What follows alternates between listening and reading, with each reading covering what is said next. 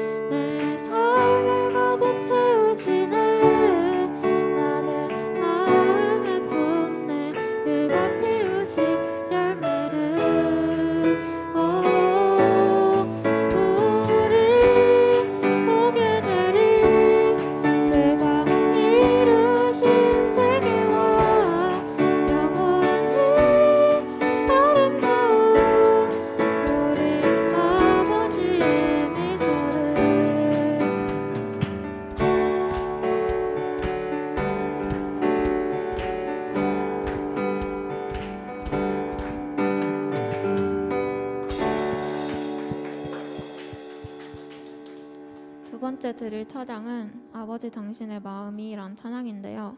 저는 이 찬양을 묵상하면서 우리를 향한 하나님의 사랑에 대해 다시금 생각하게 되었습니다. 하나님은 우리를 위해 희생하시며 지금까지도 항상 우리에게 사랑을 아낌없이 주시는 분이지만 우리는 각자의 삶 속에서 하나님보다 내 사람들을 챙기기에 급급했던 것 같습니다.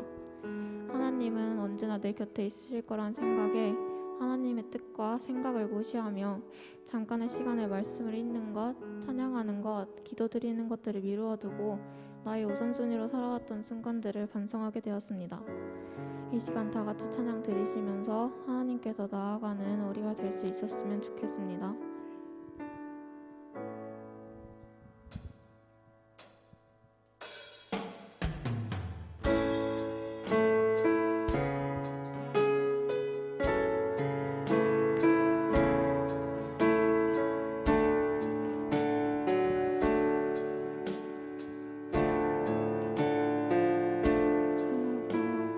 당신의 마음이 있는 곳에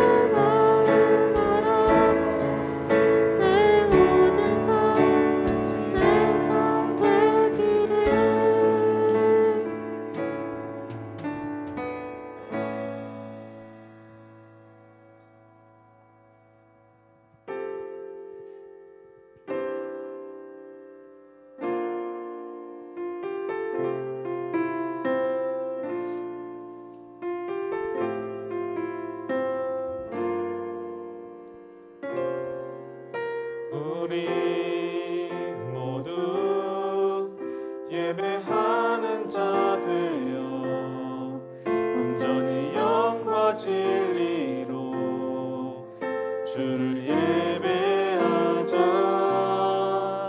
주가 우리와 함께 영원히 함께 하시고 마르지 않는 샘물로 우릴 채우시리. 우리 모두 예배하는 자 되어 온전히 영과 진리로 주를 예배하자. 주가 우리와 함께 영원히 함께 하시고 마르지 않는 샘물로 우릴 채우시리라. 우리 모두 예배하는 자 되어 온전히 영과 진리로 주를 예배하자. 주가 우리와 함께 영원히 함께 하시고 마르지 않는 샘물로 우릴 채우시리라. 아멘. 다 같이 사도신경 하시겠습니다. 나는 전능하신 아버지 하나님 천지의 창조주를 믿습니다. 나는 그의 유일하신 아들 우리 주 예수 그리스도를 믿습니다. 그는 성령으로 잉태되어 동정녀 마리아에게서 나시고 본디오 빌라도에게 고난을 받아 십자가에 못 박혀 죽으시고 장사된 지 사흘 만에 죽은 자 가운데서 다시 살아나셨으며 하늘에 오르시어 전능하신 아버지 하나님 우편에 앉아 계시다가 거기로부터 살아있는 자와 죽은 자를 심판하러 오십니다. 나는 성령을 믿으며 거룩한 공교회와 성도의 교제와 죄를 용서받는 것과 몸의 부활과 영생을 믿습니다. 아멘. 오늘 예배를 위해서 우리를 대표해서 김상현 학생 나오셔서 기도해 주시겠습니다.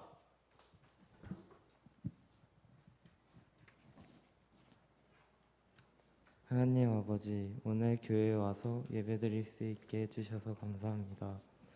저희가 일주일 동안 지은 죄들 용서해 주세요. 아멘. 설교 드릴 때 집중해서 들을 수 있게 도와주세요. 아멘. 예수님의 이름으로 기도합니다. 아멘.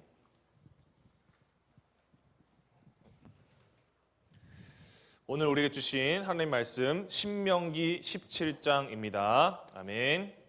신명기 17장 8절에서 11절까지의 말씀 다 찾으시고요.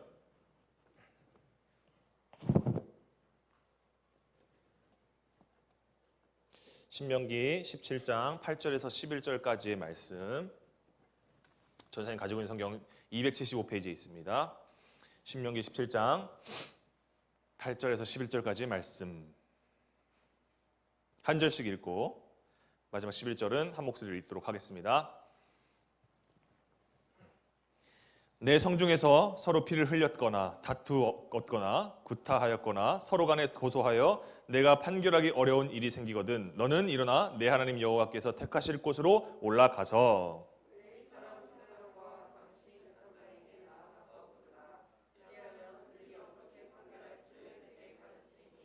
여호와께서 택하신 곳에서 그들이 내게 보이는 판결의 뜻대로 내가 행하되 그들이 내게 가르치는 대로 삼가 행할 것이니 함께 읽겠습니다. 곧 그들이 내게 가르치는 율법의 뜻대로 그들이 내게 말하는 판결대로 행할 것이요 그들이 내게 보이는 판결을 어겨 좌로나 우로나 치우치지 말 것이니라. 아멘. 우리 옆 사람과 인사합시다. 샬롬 샬롬 인사할까요? 샬롬 샬롬. 네, 샬롬 샬롬. 반갑습니다. 이번 주 WT 여러분들하고 함께 나눌 WT 주제는 뭐였죠? 뭐에 대한 키워드였죠? 예, 폭력이죠, 폭력. 예. 어떻게 좀 여러분들 안에 좀 폭력성이 좀 내재되어 있는 것 같다는 느낌 받으세요, 혹시? 예, 그런 한 주를 살으셨는지. 예, 모르겠습니다. 예, 아무튼 전사님도 이제 폭력에 대해서 많은 이제 고민을 하고 또 묵상을 하다 보면서 묵상을 하다 보니까 막상 폭력은 나쁜 거예요 라는 것을 이렇게 원론적으로 다 얘기를 하고 싶었는데, 설교를 하고 싶었는데, 그래, 폭력 나쁜 거죠, 죄죠, 절대로 하면 안 되는 거죠. 근데 그걸로 끝나면 그럼 좀 뭔가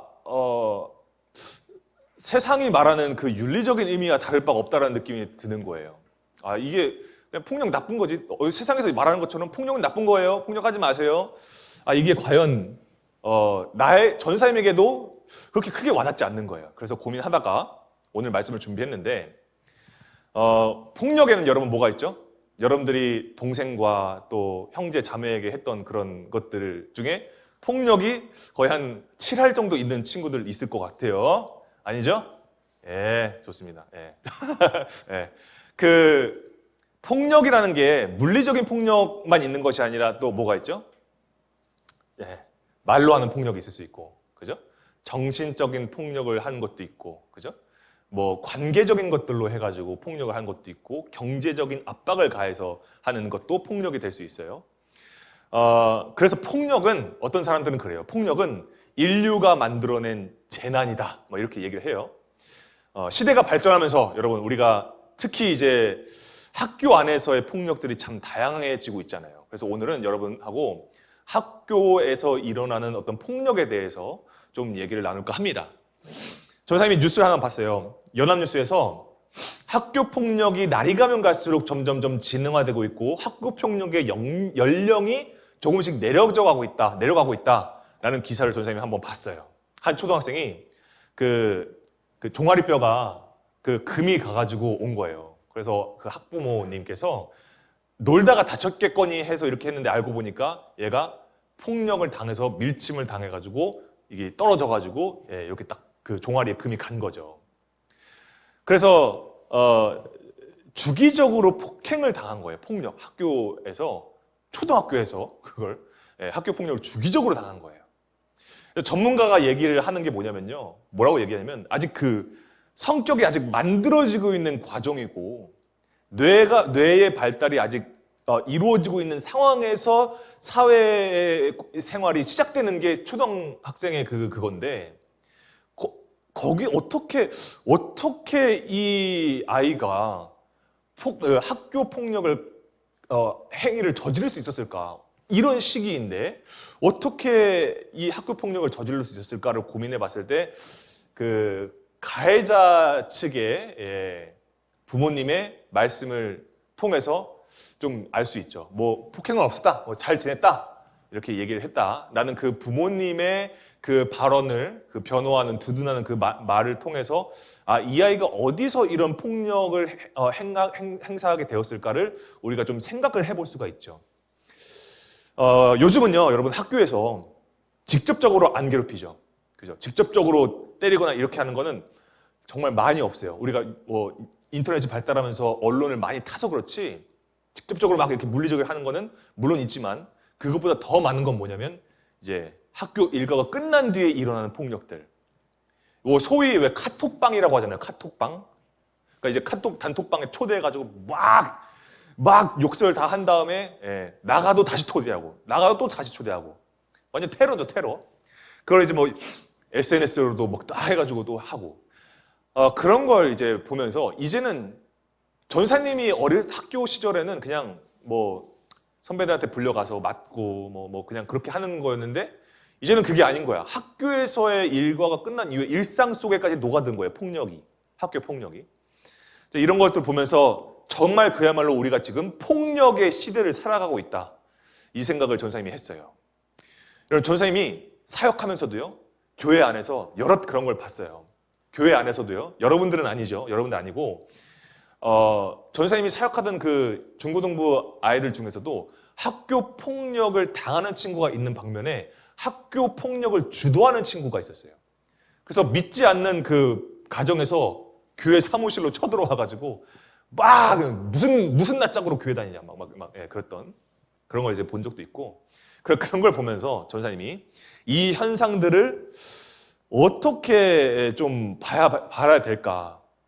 특히 우리 이 10대의 인생을 살아가고 있는 우리 킹스키즈 공동체 여러분들, 누군가에게 학교 폭력을 당하는 친구도 있었을 반면에 학교 폭력을 주도하거나 거기에 동조하는 친구들도 있었을 거라고 생각해요. 전사님도 그런 경험이 있었으니까. 자, 그러면 우리가 이 현상들을 어떻게 성경적으로 풀어볼 수 있을까를 고민하면서 오늘 WT를 말씀 묵상하고 설교를 준비했었어요. 여러분, 오늘 말씀은 이스라엘의 법정 제도에 대해서 하시는 말씀이에요. 왜 WT 월요일 말씀부터 왜 뜬금없이 제도에 대한 말씀이 나왔지? 라는 생각이 아마 여러분들이 의아했을 것 같은데, 이 제도에 대한 말씀은 이건 단순한 제도가 아니라 하나님께서 제정하신 제도예요. 법정 제도. 하나님께서 정하신 법정 제도. 그러면 이 안에, 이 말씀, 오늘 우리가 나눈 이 말씀 안에 폭력의 시대를 살아가는 우리가 어떻게 살아가야 할까? 우리 그리스도인들을 향한 말씀이 정말 깊게 들어가 있어요. 오늘 이 말씀을 우리가 나누면 여러분들이 폭력의 시대 속에서 어떻게 살아갈지를 여러분들이 알게 될 것 같아요.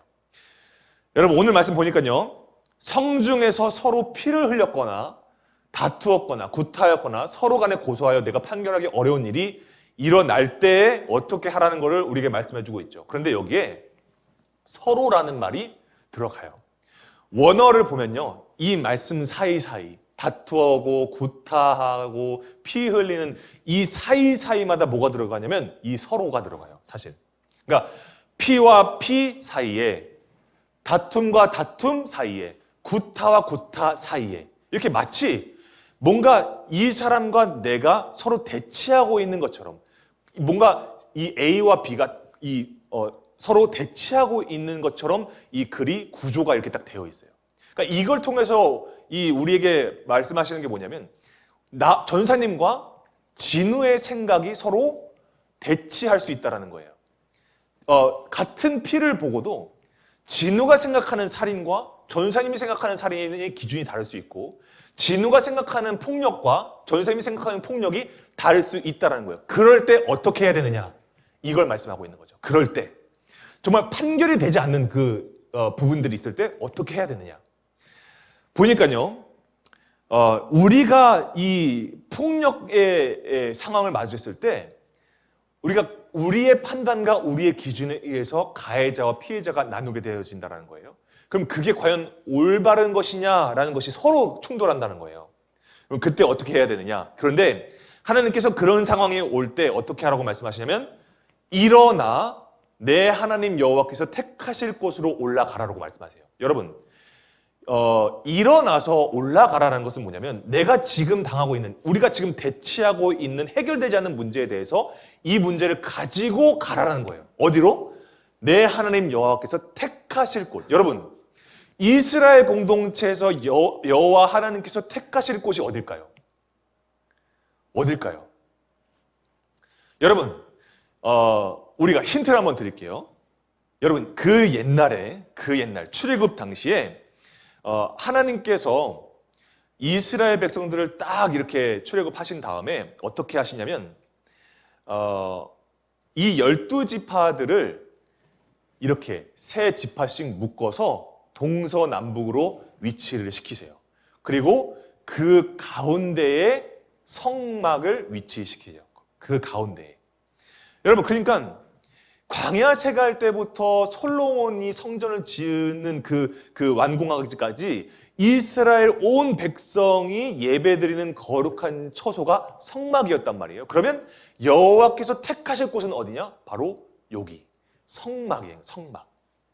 그래서 이후에 여호수아가 가나안 땅을 정복한 다음에 하나님의 명령에 따라서 그 12지파들에게 골고루 땅을 나눠줘요. 그래서 이 보면요, 여기 다 가나안 땅에 다 이렇게 시몬, 유다 지파, 므낫세 지파, 다 아셀 지파, 다 이렇게 12지파에게 골고루 땅을 나눠줍니다. 그리고 그 가운데에 뭐가 있어요? 그 가운데 실로에, 딱 가운데에 여기에 성막이 위치해 있었단 말이에요. 그러니까 여러분, 그 문제를 가지고 올라가라라고 하신 그 장소가 어디냐? 중심인 성막으로 오라는 거예요. 그러니까 오늘 말씀에 전사님이 더 얘기하지 않아도 오늘 우리가 뭔가를 나눌 것 같다라는 그 키워드가 무엇이냐? 중심으로 오라는 거예요. 중심으로. 성막으로 올라오라는 거예요. 여러분, 우리가 정말 폭력의 일상화가 되고 있는 이 시대를 살아가고 있잖아요. 우리가 그런 시대를 살아갈 때 우리가 어디로 향해야 하는지, 이런 문제들이 있을 때 우리가 어디를 바라보고 어디로 올라가야 하는지를 우리에게 오늘 말씀해 주고 계신 거예요. 특히 폭력에 대해서. 여러분, 왜 사건과 문제를 가지고서 왜 하필 요 멀게 있는 이 중심까지 올라오라고 왜 하나님께서 말씀하실까? 그건요, 여러분, 이 당시에 이스라엘 공동체 주변에 이방인의 이 신상들이 굉장히 많이 깔려 있었어요. 그 문화가 굉장히 만연해 있었어요. 그러니까 이 사람들이 가나안 원주민들도 그렇고요, 곳곳에다가 신전을 세워놓고 신당을 세워놓고 동시에 여러 신을 섬기는 거예요. 돌아가면서 동시에 여러 신을 섬기는 거예요. 그럼 여러분 보세요. 이러한 문제는 나중에 이스라엘 백성들도요, 이 이방인들이 세워놨던 그 산속에 있는 뭐 어떤 산당이라든지 거리에 있는 그 산당에 가서 하나님께 예배를 드려요. 거기까지 가서. 그러니까 여러분, 이게 우상숭배로 인한, 우상숭배를 했을 때 어떤 결과들이 나오는지를 우리가 저번 주에도 얘기했잖아요. 어떤 죄악들이 나오는지. 그 중에 하나가 뭐였어요? 동성애였죠. 그러니까 각 지파에서 사건이 일어나요. 막 폭력에 대한 사건이 일어나고, 구타에 대한 사건이 일어나고, 다툼에 대한 사건이 일어나요. 그런데 그렇게 해서 판가름을 하고 그 해결 과정을 하는 데 있어서 그 주변에 있던 그 다신교의 사상, 그 문화들, 이방 우상들의 그 문화들, 그 정서들, 그 생각들, 이런 것들이 올바른 판결을 하는 데 있어서 가만히 있었을까? 이 문화들이 정말 어떻게든 작용을 했겠죠. 쿡쿡 이걸 찔러댔겠죠. 그때 어떻게 하라는 거예요? 중심으로 오라는 거예요. 성막으로 오라는 거예요. 그래서 거기에 하나님께서 세우신 그 제사장들이 율법의 뜻대로, 하나님의 뜻대로 판결하게 하게 해라 라고 오늘 말씀하신 거죠. 그러면 여러분, 여기서 질문이 생기죠. 제사장들은 뭐 특별해요? 제사장들도 뭐예요? 역시 사람이죠. 그럼 이 사람들이 사람인데, 아무리 제사장들이라고 해도 이 제사장들은 사람인데, 이 사람들이 올바른 그 판결을 내릴 수 있을까에 대한 궁금증이 생기죠. 과연 그럴 수 있었을까?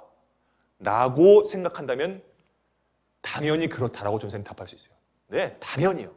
왜냐면요, 말씀 구절에요, 신명기 16장 20절에 이런 말씀이 있어요. 너는 마땅히 공의만을 따르라. 그리하면 내가 살겠고 라고 하나님께서 제사장들에게 재판장의 권한을 쥐어주실 때, 그리고 재판장들에게 말씀하실 때 이렇게 말씀하신 거예요. 공의만을 따르라.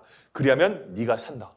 여러분, 마치 이 말씀이 전생님이 읽는데 어떻게 느껴졌냐면, 공의만 따라.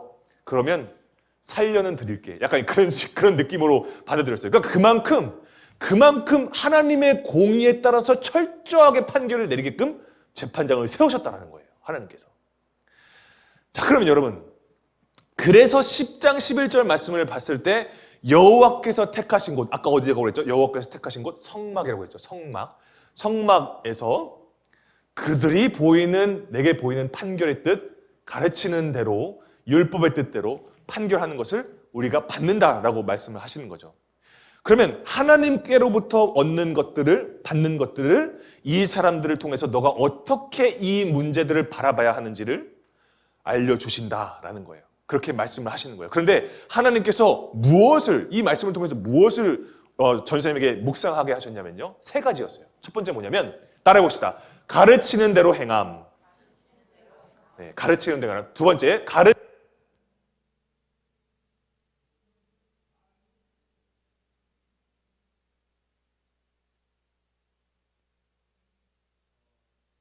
세 가지를 통해서 전사님에게 묵상을 시키셨는데, 전사님에게 개인적으로 이 3가지 키워드를 통해서 전사님이 굉장히 은혜가 됐었어요. 왜냐하면 여러분, 세상의 법정은 어떻게 하죠? 너 가해자, 너 피해자, 이렇게 가르는 걸로 끝나요. 물론 그게 법정의 기능이죠. 그게 법의 기능이죠. 그런데 하나님께서 제정하신 법정 재판은 단순하게 피해자와 가해자로 나누는 걸로 끝나지 않는다는 거예요. 이 말씀을 통해서. 여러분, 하나님의 말씀과 상황으로 경험시켜서 알게 한 그 영적 지혜를 제사장들을 통해서, 재판장들을 통해서 알게 하신다는 거예요. 그래서 지혜를 가르쳐서 온전한 것이 무엇인지를 분별하게 하신다는 거. 그리고 율법대로, 그러니까 철저하게 이 모든 이 문제들이, 이 사건들을 대해서 철저하게 하나님의 말씀에 기초한 판결이라는 것을 알게 하신다는 거. 그리고 최종적으로 이 모든 것들 기반으로 종결된 그 선포가 하나님의 절대적인 권위가 있다라는 것을 인정하게 하신다는 거예요. 그러니까 다르죠. 그러니까 이것을 통해서 우리에게 하시는 말씀이 무엇이었냐면, 전사님에게 하신 말씀이 무엇이었냐면 한 가지 사건이 떠오르게 하시더라고요. 그게 뭐냐면, 전사님이 교생 실습을 할 때 상담사분이 한 분 계셨어요. 학교 안에. 전사님 모교에서 교생 실습을 했는데, 그때 전사님 딱 들어갔을 때 어떤 일이 있었냐면 한창 학폭위가 열리고 있었어요. 그러니까 이 폭력을 했던 그 가해자 친구가 있었던 거죠. 그 가해자 친구를 이제 그 상담사분이 상담을 하게 됐는데, 전사님이 그 모습을 보면서 마음 가운데 어떤 생각이 들었냐면, 참, 아니 상담하는 게 뭐 효과가 있어? 어차피 쟤는 변하지 않을 거고, 저러고서 앞에서는 뭐 그럴듯하게 얘기하더라도 교실 들어가면 똑같아질 텐데, 그렇잖아요, 여러분. 아니 뭐 저거 징계 안 받으려고 아주 용 쓰네, 이런 생각이 솔직한 마음 가운데 있었어요, 전사님 마음 가운데. 그런데요, 나중에 상담사님이 살짝 귀띔을 해줬는데, 이 가해자 친구가 물론 폭력을 가한 건 어쨌든 어떤 이유든 나쁜 거예요. 그죠? 나쁜 거죠. 근데 이 친구가 그럴 수밖에 없었겠다라는 생각이 들 법한 일들이 있었어요. 이 친구가 맨날 집에 가면은 아빠한테 맞는 거야. 근데 소름 돋는 건 뭔지 아세요? 술 마신 게 아니야, 아버지가. 맨정신으로 맞는 거야. 그러니까 그냥 원래 폭력성이 아예 그냥 있으신 거죠. 그리고 엄마한테 가스라이팅을 당하는 거야. 내가 너를 낳는 게 인생 최대의 실수다, 뭐 그러면서 너는 그러니까 알아서 그냥 기어라, 뭐 이런 취급을 받으면서 있었던 거예요. 그러면은 좀 달라지는 거죠. 전사님이 보여지는 게, 그 친구를 바라보는 게 달라지는 거죠. 그런데 전사님이 참 인상 깊었던 게 뭐냐면, 이 친구가 얘기해요. 자기가 폭력을 휘두른 거에 대한 정당한 대가를 받겠다, 처벌을 받겠다라는 거예요. 학교의 내규의 사항에 따른, 그 규칙에 따른 그 처벌을 자기가 다 받겠다라는 거예요. 그래서 실제로 정학을 받았어요. 정학 처분을 받긴 했었어요. 그 이후의 일들은 전사님이 그 교장 실습 기간이 끝나서 알지는 못했지만, 전사님이 그때 전사님 마음 가운데 크게 강한 임팩트가 다가오는 게 있었어요. 그게 뭐였냐면, 내가 기독교인으로서 이런 것들, 이런 상황들, 이런 사람들을 내가 가해자와 피해자로 선을 딱 그어놓고 그냥 손가락질하기에 바쁘지 않았나? 이런 생각이 딱 드는 거예요. 그래 또 무슨 생각이 드냐면, 자기의 어떤 물론 이제 내가 피해자와 가해자의 어떤 그 기준을 내가 무마시키는 생각을 내가 하고 있는 거 아닌가? 가해자는 나쁜 거잖아. 피해자는 불쌍한 거고. 근데 그걸 내가 무마시키는 거 아닌가? 내가 지금 이런 생각을 하는 게 마음 가운데 복잡한 거예요. 이게 해결이 되지 않는 거야. 그래서 전사님 안에서 이 해결되지 않는, 판결되어지지 않는 이 복잡한 것을 가지고서 어떻게 했냐면, 오늘 이 말씀처럼 내 안에 판가름 나지 않는 이 문제를 가지고 전사님의 중심으로 올라가 봤어요. 여러분, 오늘 우리 그리스도인들에게 있어서 중심은 뭐죠? 뭘까요? 우리 기독교인들의 중심은 뭘까요? 우리 기독교인들을 움직이게 하고 우리 기독교인들의 기준을 설정하게 해주고 바로 보게 해주는 그 중심이 무엇일까요? 바로 말씀이에요. 말씀. 우리의 중심은 말씀이에요. 여러분, 우리가 아무리 힘을 다해봐도, 아무리 기도 열심히 해봐도 어떻게 뚜렷하게 뭔가 윤곽이 드러나지 않고 뭔가 선명해지지 않는 이유가 뭘까요? 중심이 없기 때문이에요. 우리가 아무리 막 기도하고 기도 제목을 놓고 막 열심히 기도했는데 뭐가 없어. 마음이 허전해. 여전히 이 현상은 그대로인 것 같아라고 느끼는 이유가 뭘까요? 말씀을 가까이 하지 않아서 그래요. 중심이 없으니까. 여러분, 뭔가 그러니까 눈에 보여지는 어떤 것을 절대적으로 의존하는 거예요. 뭔가 내가 뭔가 엄청난 그 신비한 뭔가 그 영적인 체험을 한 거에 전적으로 의지하는 거예요. 그게 전부인 걸로, 그걸로 내 신앙이 판가름 나는 것처럼 생각하는 거예요. 절대로 그렇지 않아요. 기독교인에게 우리의 중심에 심어주신 게 있어요. 하나님께서 말씀이에요. 말씀을 가까이 하지 않으면서 그냥 기도만 한다, 말씀을 가까이 하지 않으면서 뭔가 활동을 열심히 한다, 예배를 열심히 드린다, 모든 것은 말씀으로 기결되는 거예요. 말씀에서 시작되는 거예요.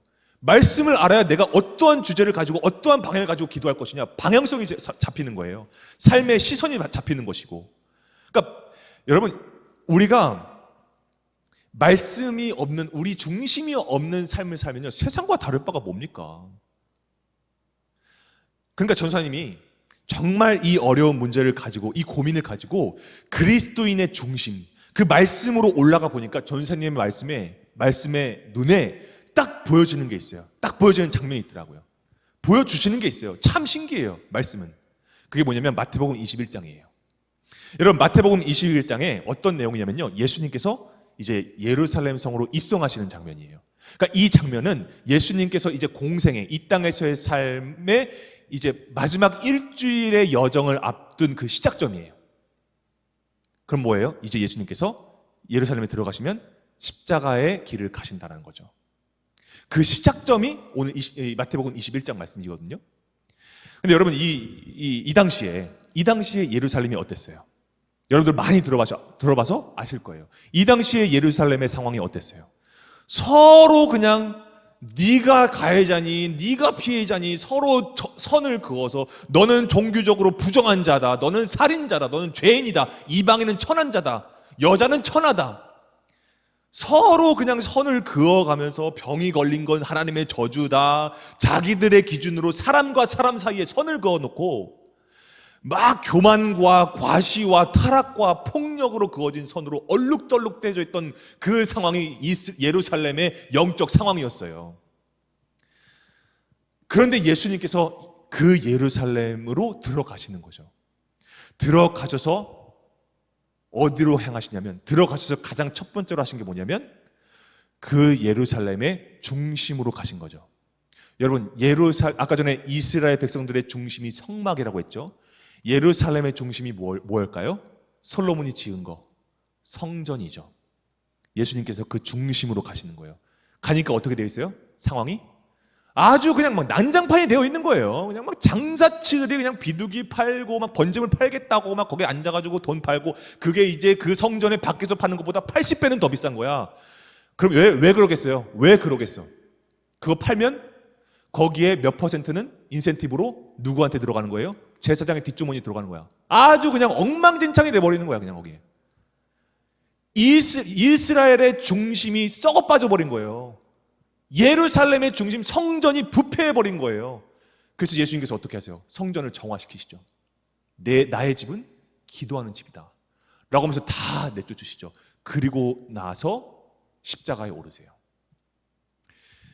여러분, 예수님은요, 그 땅에 존재하는 모든 물리적인 폭력과 정서적인 폭력을 다 받으세요. 중심을 깨끗하게 하신 다음에 그 중심으로 들어가세요. 가셔서 인간이 할 수 있는 모든 물리적인 폭력과 정서적인 정신적인 폭력 다 당하셨어요. 그죠?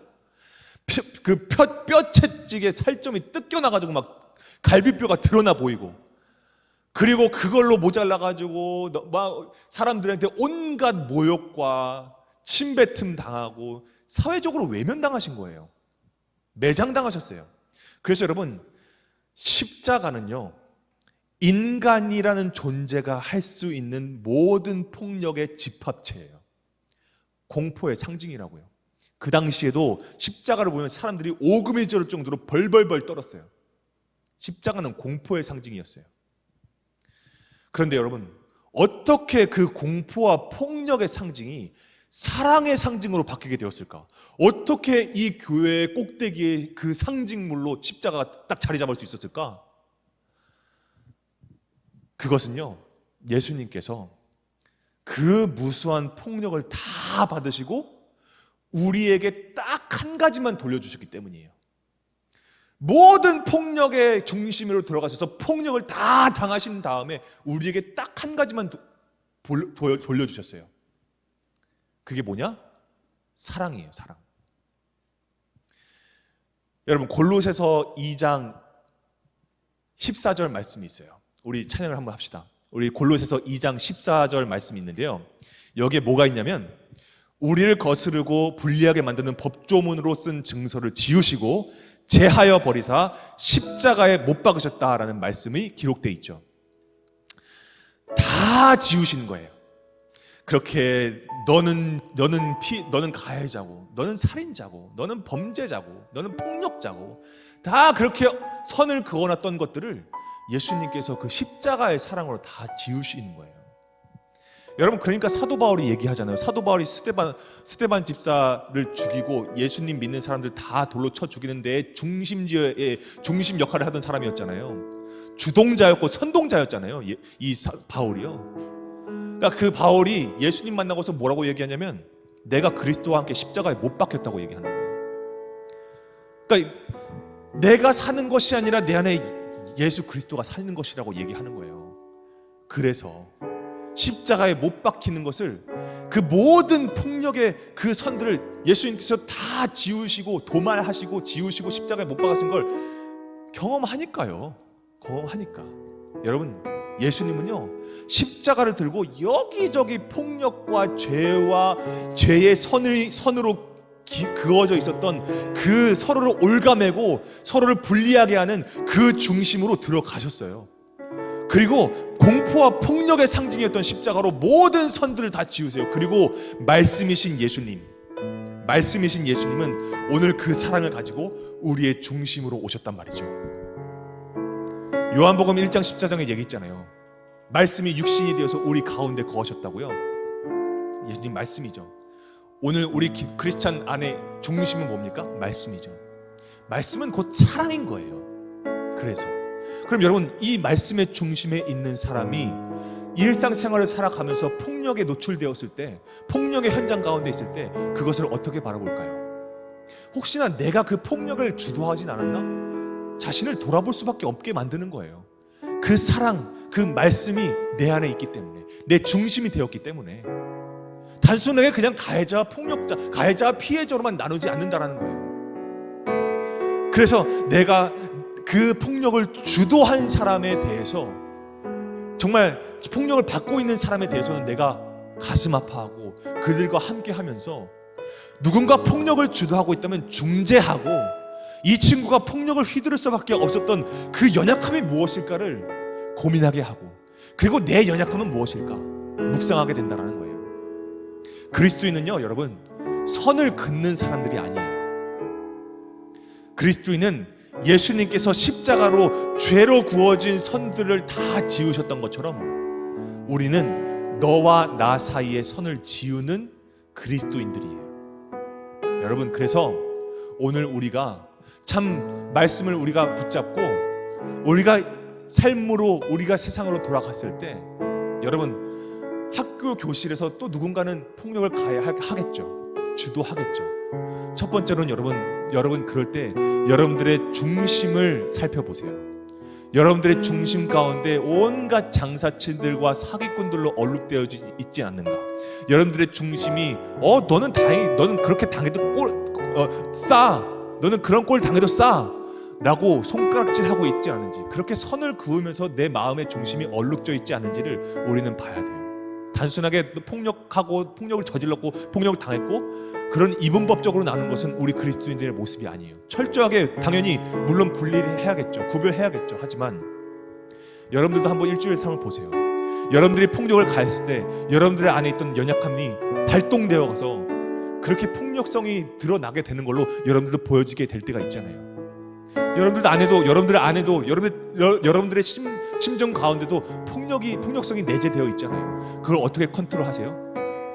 말씀으로 우리 붙잡아야죠. 우리가 이러한 시선을 우리가 붙잡고 우리가 나아가길 원합니다. 오늘 이 말씀이 예수님의 마음이고 오늘 이 말씀이 하나님의 뜻임을 우리가 믿고 우리가 함께 이 찬양 고백합시다.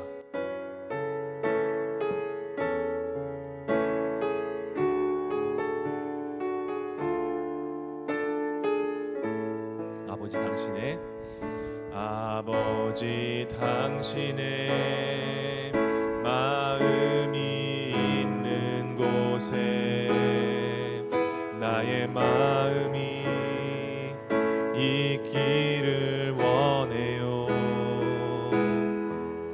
아버지 당신의 눈물이 고인 곳에 나의 눈물이 고이길 원해요.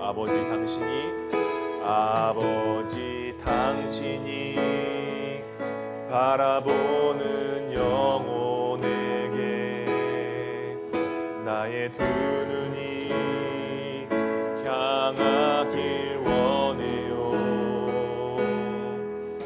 아버지 당신이 울고 있는 어두운 땅에 나의 두 발이 향하길 원해요. 나의 마음이 아버지의 마음 알아. 내 모든 뜻 아버지의 뜻이 될 수 있기를 나의 온 몸이 아버지의 마음 알아. 내 모든 삶 당신의 삶 되기를 나의 마음이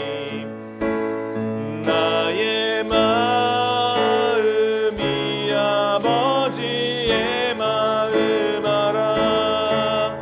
내 모든 뜻 아버지의 뜻이 될 수 있기를 나의 마음이 아버지의 마음 알아. 내 모든 삶 당신의 삶 되기를. 우리 시간 함께 기도합시다. 하나님, 우리 가운데에 폭력성이 우리 가운데 정말 그 본능적인 그런 폭력성이 우리 안에 있음에도 불구하고, 그러면서도 내 안에 폭력성이 내재하고 있으면서도 내가 그것을 제대로 컨트롤하지도 못하면서도 나는 누군가가 눈에 보여지는 폭력으로 인하여서 누군가를 향해서 손가락질하고 너는 가해자다, 너는 피해자다, 그저 그냥 눈에 보여지는 것으로 내가 판단하진 않았습니까? 주님, 내 안에 정말 정말 어지러운 또 더러운 것들로 내 안에 여기저기 선이 그어져 있음에도 불구하고 나의 중심으로 찾아오셨던 예수님을 바라봅니다. 정말 그 예수님께서 그 모든 인간의 폭력을 다 당하시고서도 우리에게 돌려주신 것은 오직 사랑이었습니다. 우리에게 말씀으로 우리의 중심에 오셨던 그 예수님, 그 사랑의 예수님을 우리가 바라보면서 우리가 이 세상을 살아갈 때에 정말 어떠한 폭력과 어떠한 어려움과 다툼 가운데 있을 때에 그것 눈에 보여지는 것만으로 우리가 바라보는 것이 아니라 정말 어떻게 그 일이 일어날 수밖에 없었을까? 그 사람의 연약함은 무엇이었을까? 정말 예수님께서 우리를 위로하셨던 것처럼 그 사람을 위로하고 그 사람을 위해서 보듬어줄 수 있고 그 사람을 위해서 중보할 수 있는 그런 예수님의 마음이 우리 마음 가운데 있을 수 있도록 주님께서 인도해달라고 우리 주여 한번 치시고 기도하시면 나아지겠습니다. 주여! 아버지 하나님, 정말 어려운 가운데 정말 이 세상에 이 폭력의 시대를 살아가는 이 시대 가운데에서 살아갈 때에 주님 아버지께서 우리에게 깨달음을 주셔서 주님 아버지 정말 우리의 중심을 바라보게 하여 주셨습니다. 정말 주님 아버지, 우리가 이런 어려운 가운데 있을 때, 우리가 판결하기 어려운 마음 가운데 있을 때에 정말 우리가 정말 주님 한 분만을 바라보며 정말 우리의 중심을 깨워주신 예수 그리스도의 사랑을 우리가 바라보길 원합니다. 주님 아버지, 우리에게 심어주신 것이 무엇입니까? 정말 하나님의 사랑, 예수님의 십자가 사랑을 우리가 바라보면서 그 모든 고통을 다 당하시면서도 우리에게 사랑 하나만을 받아주셨던, 우리를 구원하셨던 그 예수님의 사랑을 바라봅니다. 주여 아버지, 우리 마음 가운데, 우리 영혼들 가운데 정말 주여 아버지 폭력에 노출되어 있거나 또 폭력을 당하거나 또 폭력을 주도하는 사람들이 있다면 아버지 하나님 주의 사랑을 말미암아 주님 우리의 말씀의 중심을 깨닫게 하시고 그 중심을 우리가 정말 주님 앞으로 나아갈 수 있도록 주님 아버지 인도하여 주시옵소서. 이 문제들을 가지고 주님 앞으로 올라가서 정말 주님께서 깨닫게 하여 주시고 주님께서 가르쳐 주시는 그 삶의 지혜와 경험이 우리 가운데 있을 수 있도록 주님께서 인도하여 주시옵소서. 주님 아버지 정말 바라보면서 주님께서 인도하여 주시옵소서. 우리를 바르게 하시고 또 우리의 중심을 깨닫게 하여 주시는 아버지 하나님 감사합니다.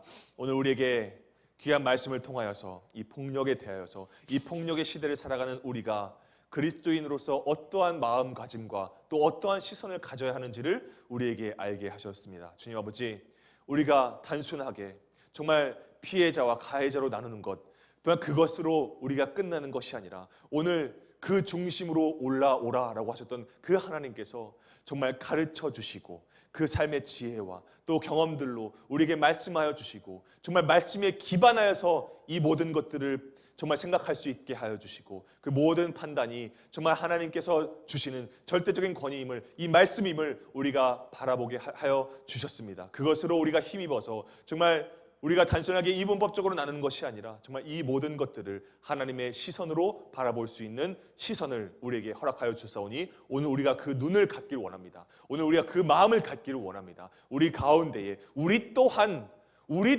폭력자였고 가해자였고 주도자였음을 우리가 고백합니다. 주님 아버지, 알게 모르게 지었던 그 폭력의 모습들이 정말 예수 그리스도의 십자가로 모두 다 지워졌던 그 사건들을 우리가 바라보게 되어집니다. 예수님께서 정말 나의 그 지독한 폭력성을 다 감당하시고서도 나에게 주신 것은 오직 사랑 하나뿐이었습니다. 우리에게 말씀으로 우리 가운데에 거하셨던 그 하나님을, 그 예수님을 우리가 바라보기를 원하오니 오늘 우리가 이 말씀을 붙잡고 우리가 세상 가운데 있을 때에 또 이러한 상황들을 우리가 눈앞에 보게 되어졌을 때 정말 겉으로 보여지는 것으로 우리가 단순하게 판단하는 것이 아니라 정말 그 사람의 마음 가운데 있는 연약함이 무엇일까?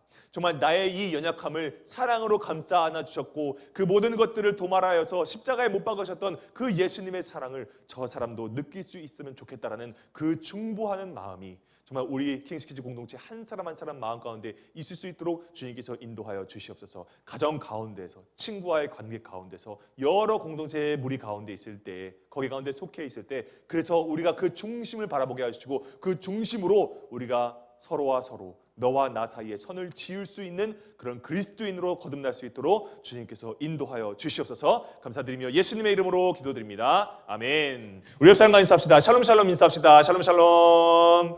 네, 반갑고요.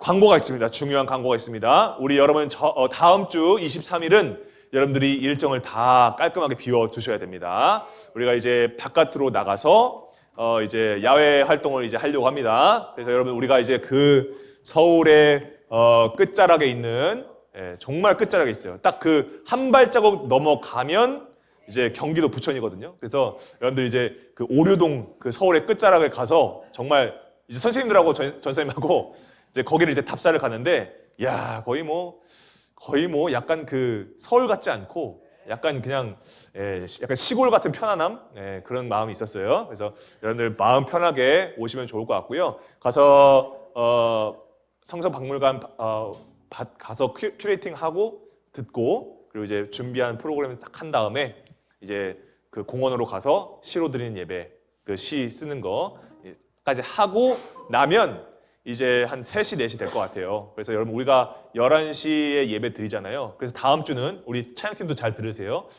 다음 주는 찬양팀이 없습니다. 그래서 피아노하고 전선생님이 찬양 인도해서 바로 빨리 끝내려고 하니까요. 그래서 빨리 끝나면 11시에 시작해서 한 11시 반에 바로 끝내려고 하니까요. 그래서 올해 저희가 점심을 일찍 먹고 여기서 교회에서 일찍 점심을 먹고 난 다음에 바로 전철 타고 갈 거예요. 그러니까 여러분들이 신속하게 따라주시고 하시면 될 것 같습니다. 다음 주입니다. 다음 주. 버스카드 다 챙겨 오세요. 이게 다인승은 그 체크가 안 되잖아요. 아시죠?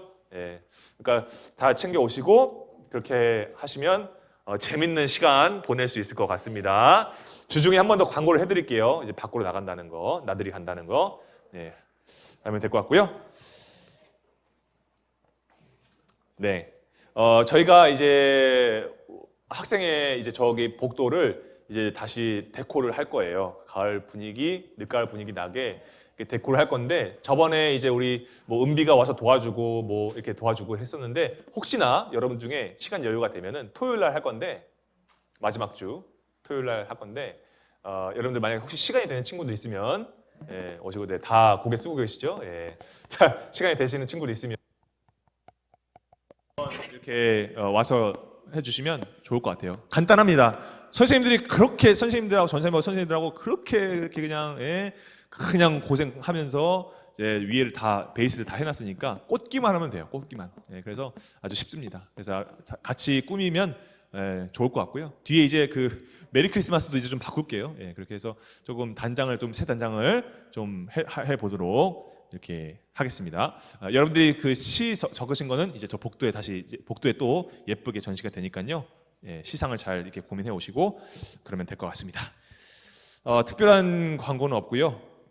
우리 봉헌기도 하고 주기도만 하고 마치겠습니다. 봉헌기도 먼저 하겠습니다. 우리의 귀한 것도 정말 어떤 것보다 크게 받으신 아버지 하나님 감사합니다. 우리의 마음과 정성과 뜻을 모아서 주님 앞에 이렇게 온전한 예물을 주님께 올려드렸습니다. 주님께서 이것을 기뻐 받아주시고 정말 주님께서 하늘의 문을 여셔서 정말 우리에게 정말 복을 쌓을 곳이 없도록 부어주시는 그런 은혜가 우리 가운데 있을 수 있도록 주님께서 은혜를 더하여주시고 역사하여 주시옵소서. 제가 주님께서 우리에게 귀한 그 폭력에 대한 말씀을 해주셨습니다. 정말 이 폭력이 정말 나도 모르게 일어날 수 있는 정말 그러한 본능인데, 이것을 우리가 그리스도의 마음으로 우리의 중심이 되어지는 말씀이신 예수 그리스도 그분의 사랑으로 잘 제어하며 살아갈 수 있도록 주님께서 인도하여 주시고, 단순하게 이것을 제어하는 걸로 끝나는 것이 아니라 정말 주님 아버지 우리 주변에 누군가가 그 폭력을 가해하는 그런 친구가 있을 때 그 친구에 대해서 우리가 손가락질만 하는 것이 아니라 정말 긍휼한 마음을 갖고 정말 저 사람의 모습이 나의 모습일 수 있다라는 그 마음으로 중보하며 우리가 나아갈 수 있는 정말 선한 마음을 품을 수 있는 우리 킹스키즈 공동체가 될 수 있도록 주님께서 인도하여 주시옵소서. 우리 한 주간도 주님께서 책임져 주실 줄 믿사오며 거룩하신 예수님의 이름으로 기도드렸습니다. 아멘. 주기도문 하심으로 예배 마치겠습니다. 하늘에 계신 우리 아버지의 이름을 거룩하게 하시며 아버지의 나라가 오게 하시며 아버지의 뜻이 하늘에서와 같이 땅에서도 이루어지게 하소서. 오늘 우리에게 일용할 양식을 주시고 우리가 우리에게 잘못한 사람을 용서하여 준 것 같이 우리의 죄를 용서하여 주시고 우리를 시험에 빠지지 않게 하시고 악에서 구하소서. 나라와 권능과 영광이 영원히 아버지의 것입니다. 아멘. 감사합니다. 자, 오늘 또 동그랗게 앉아서 해볼게요. 시간이.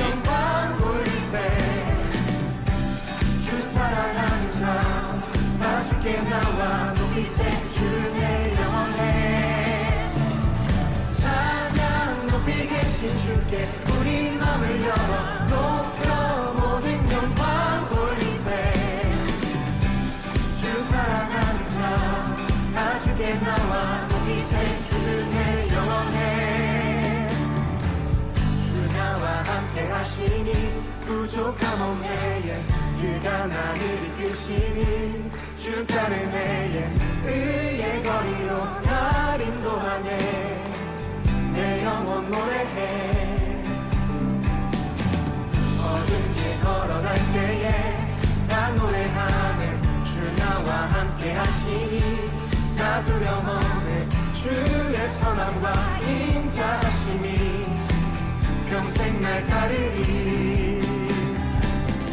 찬양 높이 계신 주께 우리 마음을 열어 높여 모든 영광 돌리세. 주 사랑하는 자 다 주께 나와 높이세. 주는 내 영원해.